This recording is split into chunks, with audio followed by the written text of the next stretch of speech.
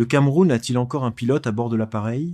Est-il normal qu'un pays de plus de 28 millions d'habitants donne l'impression de fonctionner sans direction, au gré des événements, pendant que les problèmes fondamentaux s'accumulent?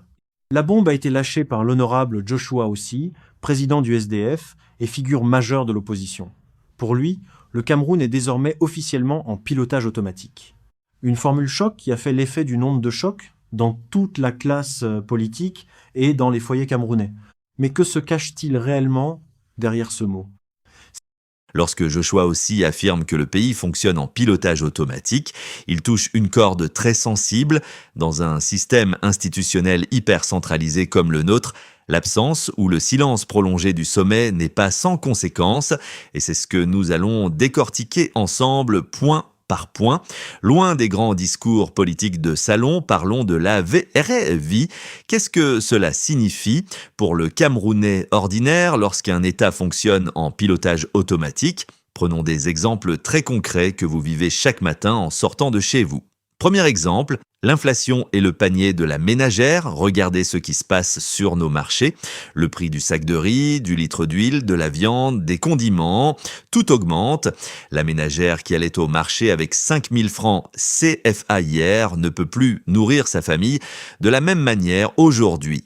Dans un pays normal, face à la vie chère, l'État intervient immédiatement par des décrets, des contrôles stricts des prix ou des subventions ciblées.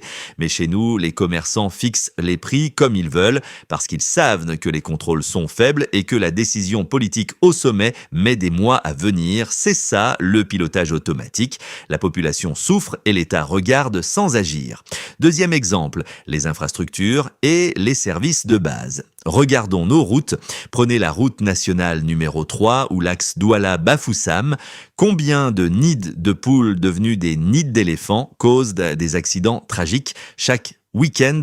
Et que dire de l'eau et de l'électricité? Dans des villes métropolitaines comme Douala ou Yaoundé, la baisse de tension ou les coupures d'eau de plusieurs jours sont devenues la norme. Les petites entreprises, les ateliers de couture, les salons de coiffure, les soudeurs perdent leurs revenus quotidiens.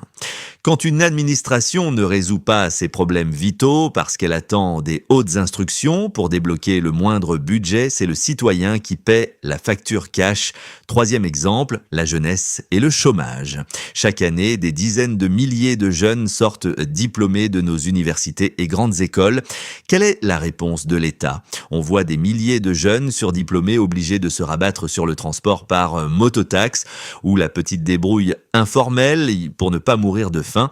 Il n'y a pas d'orientation stratégique industrielle claire, pas de grand chantier d'insertion parce que l'appareil d'État gère le quotidien au lieu de planifier l'avenir sur 10 ou 20 ans.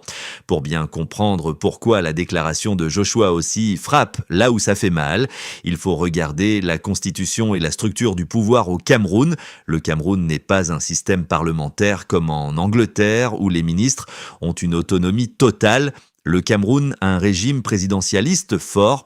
Selon notre constitution, c'est le président de la République qui définit la politique de la nation. C'est lui qui nomme les ministres, les directeurs généraux des sociétés publiques, les gouverneurs, les préfets, et c'est lui qui ordonne les grands arbitrages financiers. Le phénomène des hautes instructions, avez-vous remarqué cette expression qui revient tous les soirs au journal de 15h ou 20h sur la CRTV?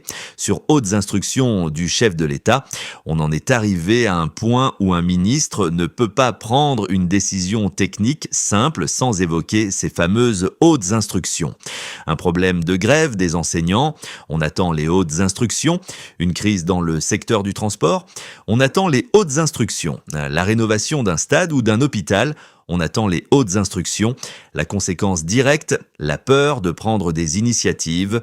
Lorsque le sommet est distant ou silencieux, les ministres et les hauts fonctionnaires entrent dans une zone de confort ou de peur. Personne ne veut signer un document important de peur de se tromper ou d'être limogé lors du prochain remaniement ministériel. Résultat, les dossiers s'empilent sur les bureaux. À Yaoundé, l'administration devient lente, lourde, bureaucratique et inefficace.ccst, exactement ce que les politologues appellent l'inertie gouvernementale. Quand le pouvoir est concentré entre les mains d'un seul homme et que cet homme n'est pas omniprésent sur le terrain décisionnel, tout le moteur du pays se met à tourner au ralenti. L'avion continue de voler grâce à l'élan passé, d'où le terme pilotage automatique, mais au moindre trou d'air ou à la moindre turbulence, il n'y a personne pour corriger le cap. Mais le plus grand danger de ce pilotage automatique, ce n'est pas seulement la lenteur administrative, c'est ce qui se passe dans les coulisses du pouvoir. Quand le chef est distant, les dauphins s'agitent. C'est une loi universelle en politique. Et au Cameroun, cela crée ce que les observateurs appellent la guerre des clans pour la succession, la guerre des réseaux au sein de l'appareil d'État, puisque le pouvoir réel semble vacant ou dispersé, différents réseaux d'influence au sein du gouvernement et du RDPC, le parti au pouvoir, commencent à se livrer une bataille féroce. On assiste à des luttes par médias interposés, à des règlements de comptes judiciaires ou administratifs et à des blocages mutuels. Un clan bloque le projet d'un autre clan, non pas parce que le projet est mauvais pour les Camerounais, mais pour éviter que l'autre ministre ne marque des points politiques. Qui paie le prix de ces guerres de clans? C'est le peuple camerounais. Pendant que les élites politiques se battent pour savoir qui sera bien positionné le jour où la transition viendra, les problèmes de fond sont laissés de côté. La crise dans les régions du nord-ouest et du sud-ouest, NOSO. Cela fait des années que nos frères et sœurs dans le NOSO souffrent de l'instabilité. Une résolution définitive de cette crise nécessite des choix politiques forts, audacieux et courageux au sommet de l'État. Le pilotage automatique ne peut pas régler une guerre civile ou une crise sécuritaire. La dette publique, le Cameroun continue d'emprunter sur les marchés financiers. Mais à quoi servent exactement ces milliards de dettes si les retombées ne se voient pas sur la vie des populations? La fuite des cerveaux, nos meilleurs médecins, nos meilleurs ingénieurs, nos meilleurs enseignants quittent le pays chaque jour pour le Canada, la France ou l'Afrique de l'Ouest parce qu'ils ne voient plus de vision claire pour leur avenir ici. Face à ce constat alarmant dressé par Joshua aussi et partagé par une grande partie de la société civile, quelle est la suite? Peut-on sortir de ce pilotage automatique avant qu'il ne soit trop tard? Il ne s'agit pas seulement de critiquer ou de faire le constat de ce qui ne va pas. Sur Cameroun Info 237, nous croyons au débat constructif. Quelles sont les pistes pour débloquer le pays? La décentralisation effective est réelle. Si Yaoundé est bloqué, pourquoi tout le pays devrait-il être bloqué? Le Cameroun doit accélérer une vraie décentralisation.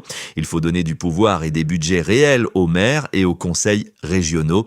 Si une route doit être réparée à Douala, Bamanda ou Garoua, le maire ne devrait pas avoir besoin d'attendre un visa du ministère des Travaux publics à Yaoundé. 2. Le réveil des institutions et du Parlement, l'Assemblée nationale et le Sénat ne doivent plus être de simples chambres d'enregistrement qui applaudissent les projets de loi. Les députés, qu'ils soient du pouvoir ou de l'opposition, comme le SDF, du PCRN, du MRC ou du RDPC, doivent jouer leur rôle de contrôle de l'action gouvernementale.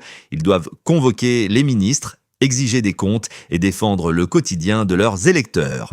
3. L'engagement citoyen et le processus électoral. Le pilotage automatique dure aussi parce que le citoyen se résigne. Beaucoup de Camerounais se disent « la politique ne me concerne pas, ça ne changera jamais ». C'est une erreur fondamentale. S'inscrire sur les listes électorales, aller voter, suivre l'actualité, exiger des comptes à ses élus locaux, c'est le seul moyen démocratique de reprendre le contrôle du volant.